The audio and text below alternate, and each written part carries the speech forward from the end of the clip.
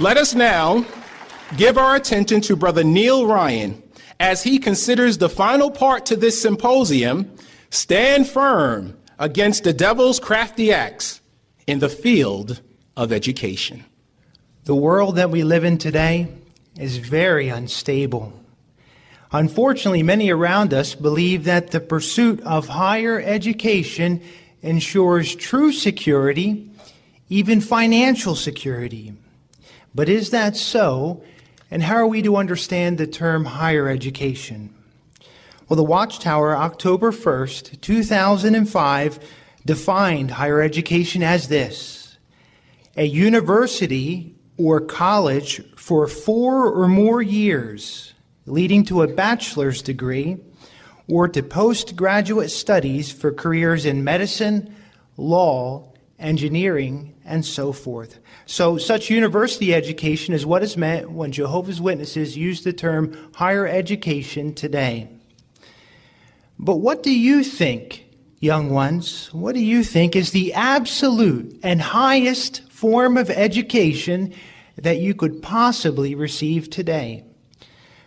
Is it worldly higher education, or is it divine education? Well, let's see where Jehovah himself puts the emphasis, found in Isaiah chapter 54 and verse 13. And that's Isaiah chapter 54 and verse 13. And there it says, "And all your sons will be persons taught by Jehovah, and the peace of your sons will be abundant." So Jehovah himself, right here in this verse, promises to teach all of us with divine education. And he does that by means of the weekly meetings, publications, and assemblies such as these. And so Jehovah emphasizes divine education. However, don't forget that Satan, the devil himself, is just as eager to mold the minds of young ones in the world today. And that's why we have to be determined to stand firm against the devil's crafty acts in the field of higher education. Now, we just noted in Isaiah chapter 54 and verse 13 that when Jehovah educates, it equals peace, doesn't it? But what can a young person expect if they were to pursue higher education with the thought of gaining great wealth or making a name for themselves? The answer is spiritual danger. To illustrate, picture your young son or daughter climbing a ladder that's propped up against a very tall building, and you as the parent stand at the foot. As he climbs higher and higher, what's his goal? Is he climbing to make a great name for himself or to obtain wealth? You look up at that ladder and you see some of those rungs aren't too stable, and the wind begins to blow furiously. How do you feel as the parent? Helpless? Has your son or daughter fallen yet? No, but the indication seems to point to danger, doesn't it? So we can liken this to the problems that are often encountered in colleges and universities by young ones who are away from the loving shelter of their parents' homes. The problems they face there is far more complex and different than the problems they faced in high school while they were in your home. So Christian parents, we do well to think about these two questions. Should we knowingly expose our children to that kind of environment for 4 or perhaps more years?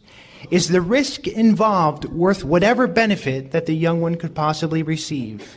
So we do well to give serious and prayerful consideration to those two questions. And we can be assured that if we keep the kingdom first and seek Jehovah's interest, that it will help protect us against this possible crafty act of the devil. At this time, let's look on a demonstration in which a young one who's about to graduate high school and his mother approach an elder for advice before making their own personal decision. Brother Wilson, I got some great news today. Well, tell me, Manny, what is it? Well, when I got home from field service, I opened my mailbox, and there it was, a full scholarship to FSU, Financial Security University. As soon as I read the letter, I immediately dropped to my knees and thanked Jehovah. Actually, Brother Wilson, Manny and I would like to talk to you about this great news that he got today. Well, I tell you what, let's take a couple of minutes. Let's talk about it. Because, Lori, I sense a different tone in your voice. You sound concerned. I am. Frankly, I'm torn. Raising children in this system as a single parent hasn't been easy financially, and I don't want man to have the same anxieties that I've had. Financial security, job security, providing for health insurance. I want him to pioneer. So could this scholarship maybe be an answer to our prayers? Well, first of all, let me thank you both for approaching the elders to get Jehovah's direction. But now, Lori, you are a fine example as a single parent. And Manny, you're doing so well in school and in the congregation, carrying the mics and helping with the magazines. These are really commendable. However, this is not an easy decision, but it is a personal one that you would have to make. Now, one article that will no doubt have a bearing on your decision is found in the October 1st, 2005 Watchtower, pages 28 to 30. Now, the title of that article was, Parents, What Future Do You Want for Your Children? Now, this is the article I referred to a couple of weeks back, and maybe you still have your copies available. Why don't we look at a couple of points mentioned in that article? Let's start with paragraph 10 under the subheading, The Cost of Pursuing Higher Education. Now, since you've gotten a scholarship, your education is supposedly free, right, Manny? Right. But there are strings attached. For example, why does the government or states provide these scholarships to these universities? Well, it's to fuel the national economy. Well, how so? Well, the college degree will increase the amount of money you can earn and also increase the amount you can spend. And this will ultimately put more money back into the economy. So, although your education is supposedly free, what does the very next sentence say? The price that a student pays is a life engrossed in advancing the present system. Wow, I never thought of it that way before. Yes, and that paragraph also highlights a question.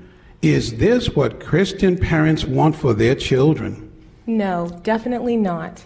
You know, Lori, there's a scripture mentioned there, 1 John chapter 2, verse 17. Could you read that for us? And let's get the Bible's principle behind that. Furthermore, the world is passing away, and so is its desire. But he that does the will of God remains forever. No, I don't want to be a part in advancing this system. I'd rather be a part in doing Jehovah's will. Well, you know, that sounds real good, Manny. But now, let's note what paragraph 11 brings to our attention. Manny, what is often the environment in these university and college campuses? Well, it says that people binge drink, smoke, do drugs, they cheat on tests, and the atmosphere is very immoral. Yes. In fact, the paragraph also describes this term, hooking up. What is meant by that, and how prevalent is it? Well, it says that hooking up is a one-time sexual encounter between acquaintances, and 60 to 80% of college students are doing it. It even says that if you're a normal college student, you're participating in this. Wow, Brother Wilson, that's very serious. Yeah. Yet, what the world calls normal on these campuses, according to 1 Corinthians chapter 6, verse 9 and 10, Jehovah says that those practicing these activities will not inherit God's kingdom. Wow, Manny, you know, I'd really be worried about you. Besides the bad environment, all the pressure to do well in school, to study for exams, and even the part-time job you're going to need to get. How much time will you really have left for spiritual things? You know, Lori, those concerns you just mentioned are found in paragraph number 12. But now, let me draw your attention to the 3 questions in paragraph number 13. Lori, would you read those for us, please? Should Christian parents knowingly expose their children to that kind of environment for 4 or perhaps more years? Is the risk involved worth whatever benefit the young ones may receive? And most important, what are the young ones learning about things that should come first in their life? Mom, we really have a lot to think about. Yes, we do. Well, I tell you what, how about you discuss this at your next family study, and I'll check back in to see how things went. Thanks, Brother Wilson, for always pointing us to the Bible and the other publications to make these decisions.